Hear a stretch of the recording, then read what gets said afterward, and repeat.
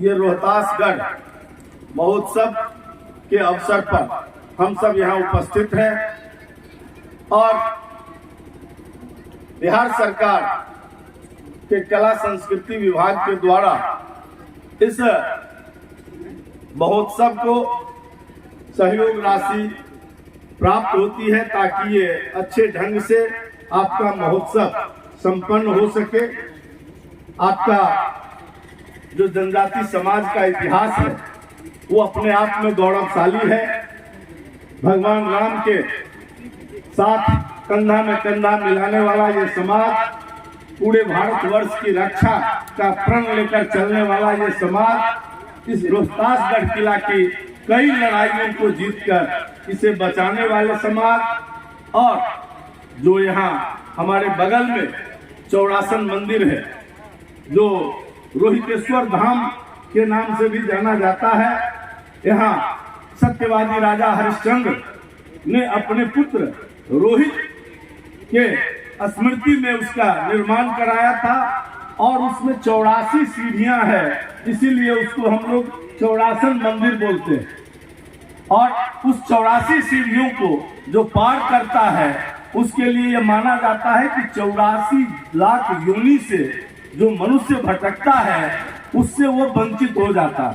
तो इस प्रकार की मान्यता यहाँ की है और ये क्षेत्र काफी दुर्गम है, ऊंची पहाड़ पर अवस्थित है ये किला।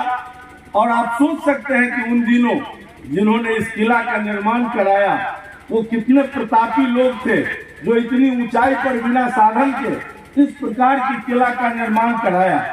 आज ये ASI के अधीन है और भारत सरकार वहाँ कला नहीं संस्कृति विभाग है, वो भारत सरकार का संस्कृति विभाग यहाँ के लिए 35 लाख की राशि दी है, जिससे इस किला को संरक्षित करने का काम होगा और यहाँ की जो चीजें हैं उसको विकसित किया जाए।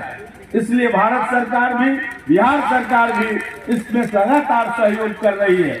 जहाँ तक मैं आया हूँ, सड़क मार्ग से आया हूँ, मैं देखते आया हूँ, आपकी परेशानी को देखा हूँ। यहाँ 12 किलोमीटर जो सड़कें हैं वो बिल्कुल बनी हुई नहीं है, जिसमें आप यात्रा करके यहाँ पहुँचते हैं। और इसके आगे भी चौड़ासन मंदिर तक जाना है। और आपको यह प्रसन्नता होगी आज के इस अवसर पर जानकर कि RCD जो हमारा पथ निर्माण विभाग है बिहार सरकार का, उसने इस सड़क का टेंडर कर दिया है और ये सड़क शीघ्र बनकर तैयार होगा। थोड़ी सी कठिनाई ये है कि वो जो ये वन क्षेत्र है उसका परमिशन, उसका NOC, उसका अनापत्ति प्रमाण पत्र भारत सरकार के यहाँ से आएगा वन पर्यावरण से और इस काम में प्रारंभ हो जाएगा। मुझे विश्वास है कि अगली बार आपको इस पगडंडी पर चलकर न आना पड़ेगा, आप एक अच्छी सड़कों पर जैसे वहां से चलकर आए थे वैसे ही यहाँ तक पहुंचेंगे। बंधुओं, यह भी जानकारी मिली है कि वनवासी भाइयों को ठगने के लिए, उनके धर्मांतरण के लिए भी कई लोग सक्रिय हैं। मैं वैसे लोगों को चेतावनी देना चाहता हूं बिहार सरकार की ओर से, इस समय जबरन धर्म परिवर्तन कोई किसी का नहीं करा सकता है और इस परिसर में, ये परिसर ASI के द्वारा संरक्षित है। इस परिसर के अधीन कोई दूसरा कार्यक्रम इसमें बगैर अनुमति के, भारत सरकार की अनुमति के बगैर नहीं कर सकता है। अगर वैसा करता हुआ पाया जाएगा तो स्थानीय प्रशासन से अनुरोध करूंगा कि आप त्वरित कार्रवाई करते हुए ऐसे लोगों को विधि सम्मत धाराओं में अभियुक्त बनाकर भेजिए, क्योंकि इस प्रकार के धर्मांतरण जबरन करना, भोली भाली जो हमारी जनजाति के लोग हैं उनको ठगना, ये लड़ाकू जरूर है। हमारे आयोग के अध्यक्ष ने ठीक कहा कि आप निर्मल हृदय के हैं और इसलिए भगवान राम उन्हीं से प्यार करते थे जो निर्मल हृदय का होता था। और आप अहिर भी हैं, इसलिए कि जिसमें हीर न लगा हुआ हो, निर्मल मन अहिर संदासा।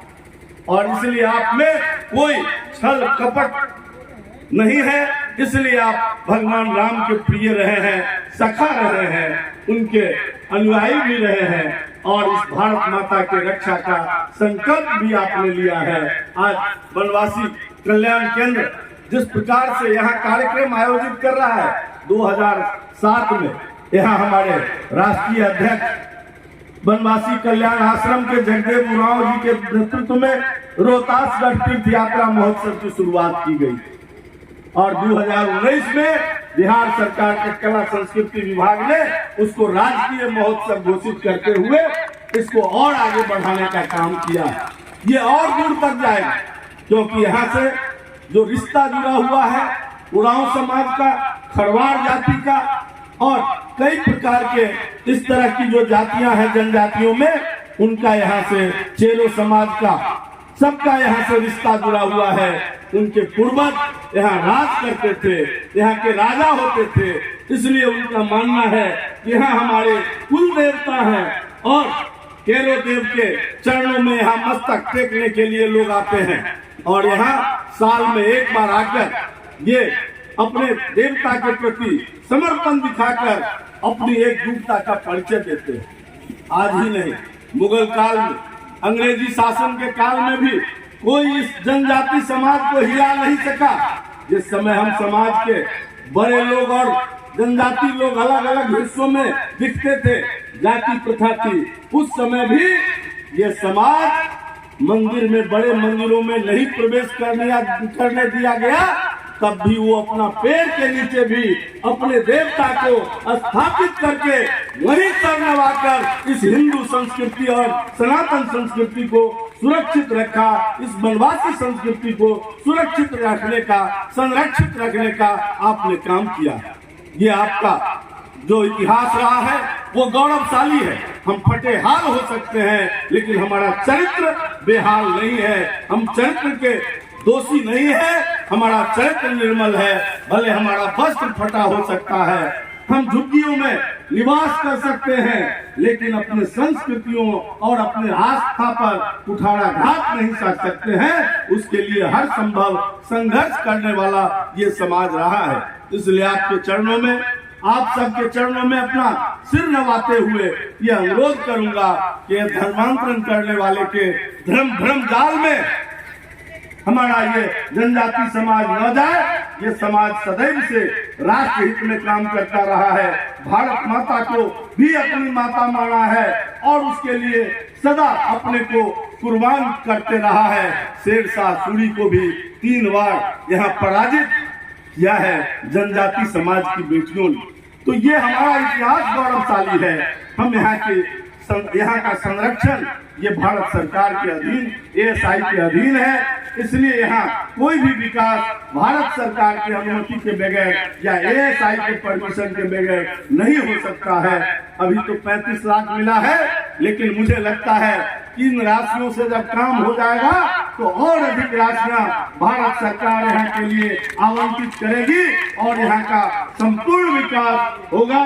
और ये प्रसिद्ध तीर्थ स्थल तो है ही, ये दार्शनिक तीर्थ स्थल भी हो जाएगा, देखने के योग्य भी बनेगा। यहाँ कई मंदिर हैं, गणेश जी का, पार्वती जी का, शिव का। शिव हमारे आराध्य रहे हैं, वनवासी के देवता माने जाते हैं। शिव का अनुचर कौन रहा, अनुयायी कौन रहा? वही जो भूत प्रेत बैताल जान के रूप में जिनको कहा गया समाज में, वही उनके अनुयायी रहे।